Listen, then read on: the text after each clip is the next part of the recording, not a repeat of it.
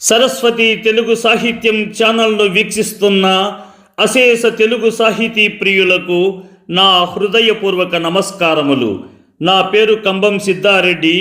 మీరు మా ఛానల్ని మొదటిసారి చూస్తున్నట్లయితే వెంటనే సబ్స్క్రైబ్ చేయండి. పక్కనే ఉన్న గంట సింబల్ని నొక్కండి. తద్వారా మేము చేసే కొత్త వీడియోలు మీకు నోటిఫికేషన్ రూపంలో రావడం జరుగుతుంది. రాయలసీమ పెన్నేటి పాటను రాసిన విద్వాన్ విశ్వంకు తెలుగు సాహిత్యంలో ఒక విశిష్ట స్థానం కలదు. ఈయన కవియేగాక పత్రికా సంపాదకుడు. ఆంధ్రపత్రిక, ఆంధ్రప్రభ, ఆంధ్రజ్యోతి వంటి దిన వారపత్రికలలో కూడా పనిచేశారు. ఈయన అసలు పేరు మీసరగండ విశ్వరూపాచారి. ఈయన 1915 సంవత్సరంలో అక్టోబర్ నెల 21వ తేదీన అనంతపురం జిల్లా తరిమెల గ్రామంలో ఒక విశ్వ బ్రాహ్మణ కుటుంబంలో జన్మించాడు. ఈయన రచించిన పెన్నేటి పాట తెలుగు సాహిత్యంలో అత్యంత ప్రసిద్ధమైన కావ్యాలలో ఒకటి. ఈ పెన్నేటి పాట నందు రాయలసీమ ప్రజల జీవితం, పెన్నా నది పరిసరాల ప్రకృతి, రైతుల కష్టాలు, బాధలు, పల్లె యొక్క సంస్కృతి ఎంతో హృద్యంగా చిత్రించబడ్డాయి. ఒకప్పుడు రాయలసీమలో పెన్నా నది ఉధృతంగా ప్రవహిస్తూ ప్రజలకు సాగు, త్రాగునీటితో జీవనాధారమైనది. ఎంతోమంది రైతులు పెన్న నీటితో వరి పంటను పండించి వరి ధాన్యపు రాసులను కుప్పలుగా పోసేవారు. ఆ వరిచేలకు కాపలాకాయు కాపలాదారుల శృంగారపు గీతాలు కూడా పాడేవారు. కానీ నేటి పెన్నా నది వర్షాభావంతో ఎండిపోయిన విధానాన్ని అత్యంత దయనీయంగా కళ్ళకు కట్టినట్లు వివరించాడు. కానీ పెన్నేటి పాటను చాలామంది రాయలసీమ జీవన గాథగా అభివర్ణిస్తారు. కానీ ఈ కావ్యం కేవలం నది గురించి కాదు, ఆ నది ఒడ్డున జీవించిన ప్రజల ఆనందాలు, కష్టాలు, సంస్కృతి, చరిత్ర గురించి కూడా చెబుతుంది. అందుకే విద్వాన్ విశ్వాన్ని రాయలసీమకు ఆత్మస్వరంగా పలికిన కవిగా భావిస్తారు.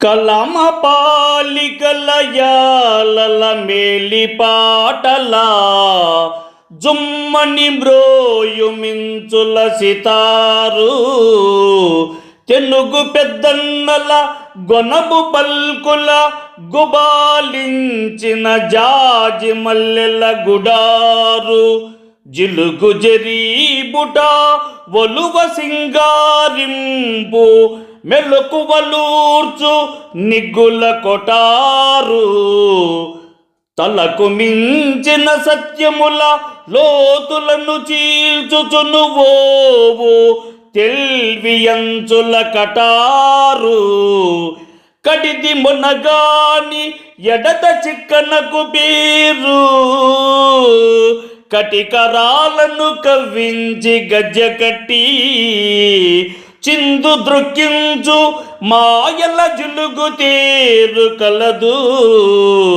రాయలసీమ పచ్చల బజారు. రసరమ్యమైన రాగరంజిత స్వరాల స్రవంతి విరిసి పడుచుండగా సితారనాదములు మధురిమను వెదజొల్లుచు కళా మాధుర్యమును కమ్మని వాతావరణముగా పరివ్యాప్తమగుచున్నవి. ప్రౌఢమైన తెనుగు పెద్దల పలుకుబడి గంభీరత్వముతో కూడి జాజిమల్లెల పరిమళ గుబాలింపులతో ఆ పరిసరమంతయు సుగంధభరితమై అలరారుచున్నది. జరీ వలువుల జిలుగులతో అలంకృతమైన దుకాణ సమూహములు నేత్రానందమును కలిగించుచు శిల్ప సౌందర్యమునకు నిదర్శనములై నిలిచియున్నవి. అటువంటి వాతావరణములో నివసించు జనులు లోతైన సత్యవచనములను గ్రహించు వివేక సంపన్నులై తెలివితేటలతో సమాజమునకు మార్గదర్శకులై వెలుగొందుచున్నారు.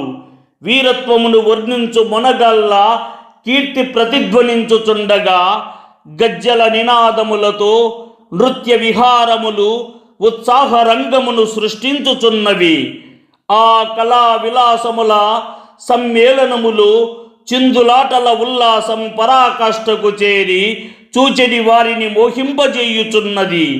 ఈ విధముగా సంగీత సాహిత్య సౌరభ శిల్ప వీర నృత్య వైభవముల సమగ్ర సమాహార రూపమైన ఆ మహోత్సవ ప్రదేశమే రాయలసీమ పచ్చల బజారు. అచటనొక నాడు పండే ముత్యాల చాలు, అటనొకప్పుడు నిండే కావ్యాల జాలు, అచటనొకప్పుడు కురిసే భాస్యాల జల్లు, విరిసెనట నాడు వేయంచు విచ్చుకతి, ఇది గతించిన కదా వినిపింతునింకా నేటి రాయలసీమ కన్నీటి పాట.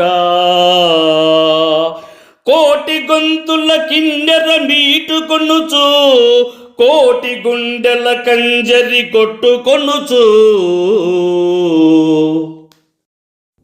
ఒకనాడు రాయలసీమ భూభాగము ముత్యాల రాసుల వలె మెరుస్తూ సిరి సంపదల సౌభాగ్యంతో సుసంపన్నమై వెలుగొందింది.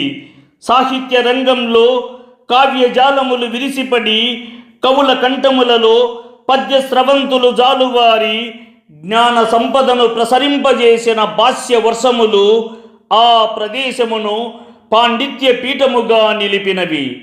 వీరత్వ విభవముతో యోధులు ఖడ్గములను విరజిమ్మి పరాక్రమ ప్రతాపమును చాటిన ఆ కాలం మహోన్నత గాథగా చరిత్రలో చిరస్థాయిగా నిలిచినది.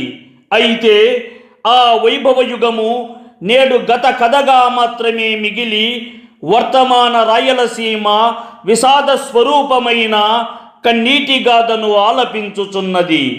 కోట్లాది గొంతుల కిన్నెర నాదముల వలె దుఃఖధ్వనులు మార్మోగుచు, కోట్ల గుండెల కంజరి నాదముల వలె వేదనాతరంగములు ఉప్పొంగుచున్నవి.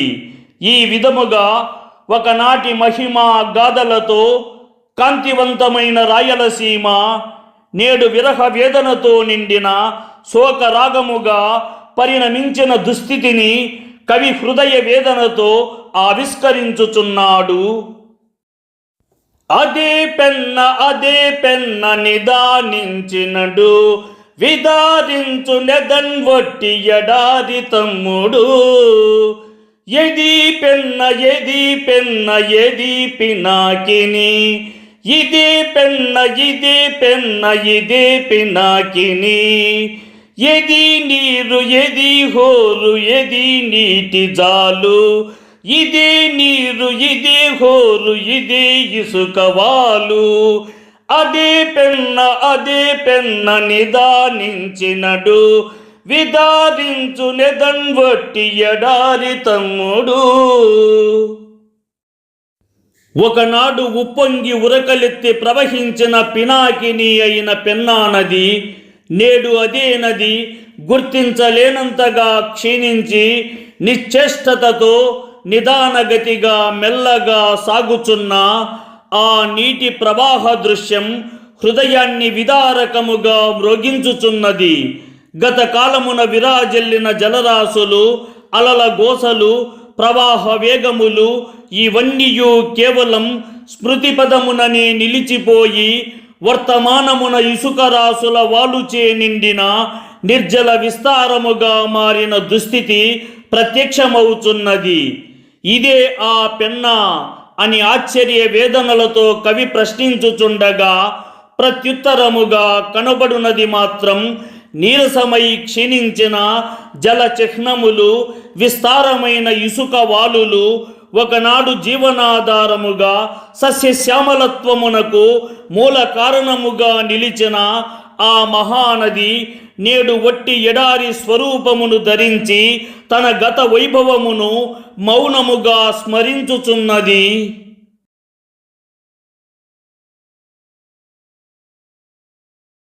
ఈ వీడియోని లైక్ చేయండి, షేర్ చేయండి.